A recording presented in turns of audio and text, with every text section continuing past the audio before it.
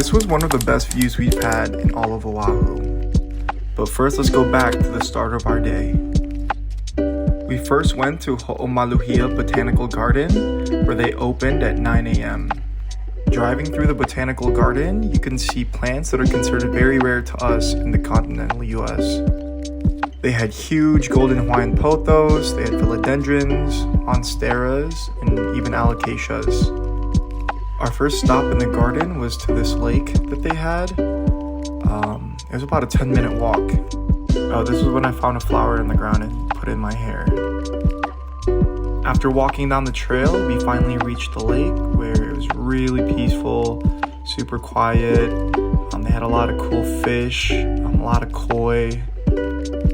And after taking in the scenery and relaxing a bit, we started the hike back up to our car, where we would drive to go see the mountains. You do have to drive slow. I think the speed limit's about 15 miles per hour, just because there are people walking on the road, so you do have to be careful. After driving over to the overlook, there was a nice view of the Kilonani Mauka. We then headed over to Adela's for some lunch. We got to meet the owners, Auntie Millie and Uncle Richard.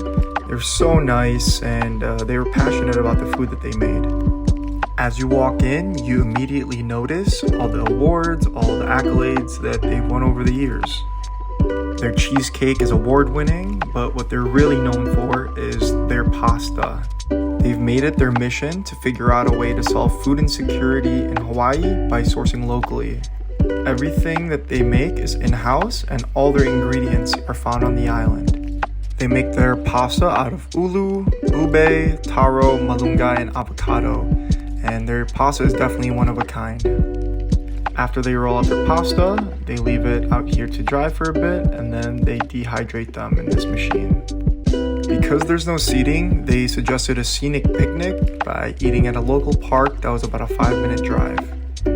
After parking our car, we walked down over to the picnic tables, and it was immediately clear why they suggested having the picnic here. We ordered the lechon malunggay pasta and the taro pasta with shrimp and coconut cream sauce. The taro pasta had a subtle sweetness from the coconut and the taro, and the lechon malunggay pasta came with really crispy pork belly, and it's just a really refreshing way to eat lechon. No exaggeration, but this was the best food that we've eaten during our whole trip, and we actually came back to get it a second time. They also have a bunch of chickens just roaming freely around the island, and I think this guy was hungry. After lunch, we walked around the park and just took in the views.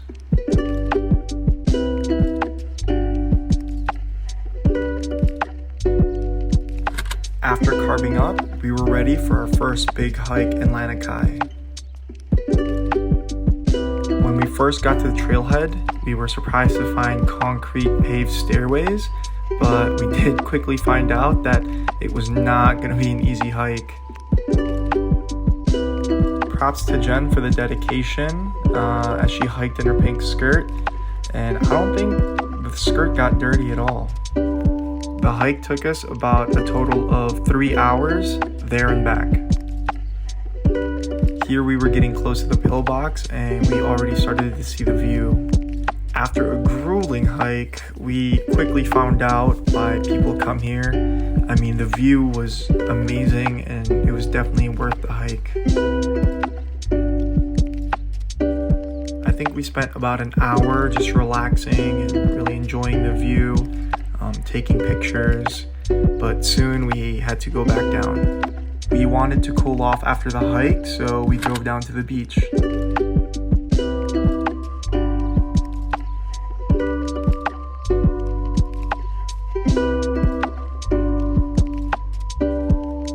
After enjoying the water and swimming for a bit, we made our way over to Waikiki.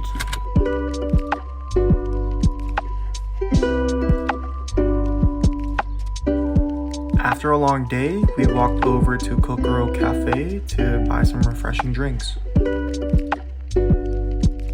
This was Kokoro's take on the Dole Whip.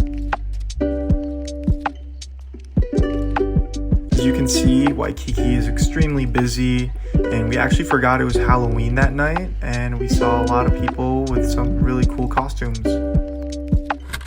Next, we walked over to the famous Honolulu Cookie Company, where we looked for souvenirs to bring back.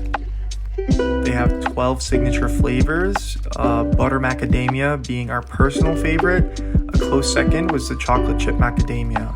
They also do come out with seasonal flavors, and I think right now there is a total of 25 flavors for their 25 years of business. And that's how we ended night 2. Keep watching for a sneak peek at day 3.